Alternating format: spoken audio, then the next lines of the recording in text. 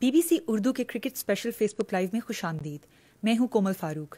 आज न्यूजीलैंड ने इंग्लैंड को शिकस्त देकर अपने पहले T20 वर्ल्ड कप फाइनल के लिए क्वालिफाई कर लिया है। मेरे साथ मौजूद है मेरे साथी सुहेब मलिक, जो कि हमें बताएंगे कि न्यूजीलैंड की परफॉर्मेंस कैसी रही। जी सुहेब, इस मैच से जो कि काफ़ी ज़्यादा धमाका खेज रहा और न्यूजीलैंड जो है वो हारते हारते जीत गया, बताएं हमें क्या सबक मिलता है? कोमल, सबसे पहले तो ये सबक मिलता है कि न्यूजीलैंड को किसी भी टीम को हल्का नहीं लेना चाहिए, क्योंकि हमेशा से हम देखते आए हैं कि न्यूजीलैंड जो है उसके बारे में यही तज्जिया किया जाता है कि न्यूजीलैंड को तो हराया जा सकता है। लेकिन आज उन्होंने इंग्लैंड, जो कि इस टूर्नामेंट की एक फेवरेट टीम्स में से एक थी, उससे एक ऐसे मौके पे शिकस्त दी जब ऐसा लग रहा था कि शायद न्यूजीलैंड जो है वो बुरी तरह हार जाए। 57 गेंदों पर 24 गेंदों पर 57 रन चाहिए थे और जिमी नीशम और डेरिल मिचेल ने जो है वो छक्कों की बरसात कर दी और हमने देखा कि न्यूजीलैंड ने ये टोटल जो है वो एक ओवर पहले ही ख़त्म कर दिया।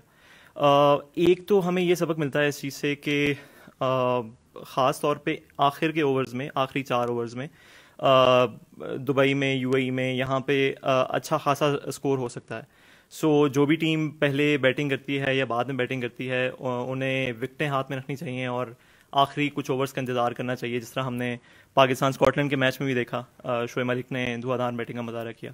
सो ये कुछ चीज़ें हैं जो हम इस जीत से जो है वो सीख सकते हैं।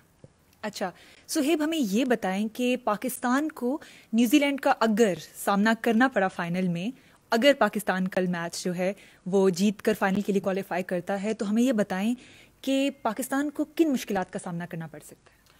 कोमल, ये जो अगर है आपके सवाल में, ये बहुत आम है, क्योंकि जो हमारे नाजरीन भी देख रहे हैं उनके और बहुत सारे पाकिस्तानी क्रिकेट के जो मद्दाह हैं उनका भी खासा ये एक ट्रॉमा रहा है कि पाकिस्तान जो है वो ऑस्ट्रेलिया के ख़िलाफ़ आईसीसी नॉकआउट मैचेस में अब तक नहीं जीत पाया है। सो कल का मैच पहले तो पाकिस्तान को जीतना होगा और उसके बाद जो हम अब बात करने वाले हैं वो हम करेंगे।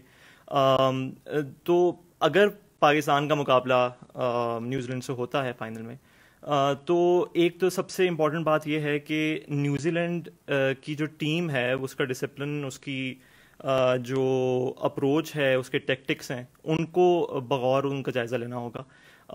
क्योंकि ये एक ऐसी टीम है कि जो शायद ऑन पेपर आपको इतनी कोई वर्ल्ड क्लास प्लेयर्स में नज़र ना आए, लेकिन जब ये खेलते हैं तो ये अपने आप में रह के खेलते हैं और ये बेहतरीन बैटिंग का मुजाहरा भी करते हैं और बॉलिंग का मुजाहरा भी करते हैं।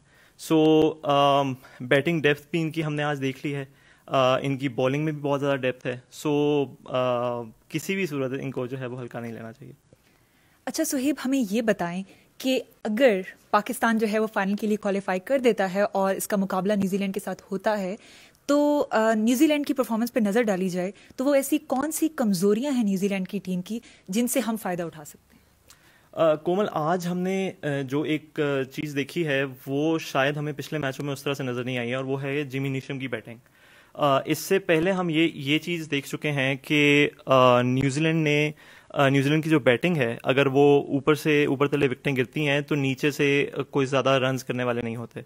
लेकिन आज हमने देखा है कि आज उनके नीचे से भी रन्स करने के लिए जो है वो बैट्समैन मौजूद थे, जिनमें जिमी नीशम थे, इवन सेंटनर ने भी बाद में आके सिंगल्स वगैरह किए। सो हम इस वक्त ये कह सकते हैं कि न्यूजीलैंड को अगर आपने फंसाना है तो वो आप उनको पहले बॉलिंग करके जो है वो फंसा सकते हैं।